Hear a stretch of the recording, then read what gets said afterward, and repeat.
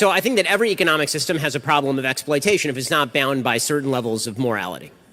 Right? Socialism has a level of exploitation too, which you see in the Soviet Union, for example. You can treat workers as chattel, and you can treat them as trash, and you can force them into doing jobs they don't want or gulag them. So any system of economics that relies on force is a form of exploitation. I would say that the problem that you see with regard to China is not per se free markets. It's the fact that the Chinese government is willing to allow its own citizens to be used as child labor, and the fact that there is no governance structure in Africa at all to protect children, if what you're saying about Tesla is true. I'm going to assume that it is. I don't know enough about the issue. So assuming that that is the case, there's nothing in free market capitalism that prohibits people who are incapable of making decisions for themselves from being exploited. That's true, right? I mean, if you can find somebody this is particularly true with child labor, children are not capable of consent. If children are incapable of consent, then free market conditions should not prevail, and there should be laws on the books that prevent companies from actually using that sorts of labor.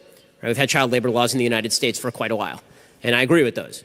But that's not to suggest that any other economic system wouldn't be similarly prone to exactly the same kinds of problem, as long as you are saying that exploitation is simply a function of economic growth.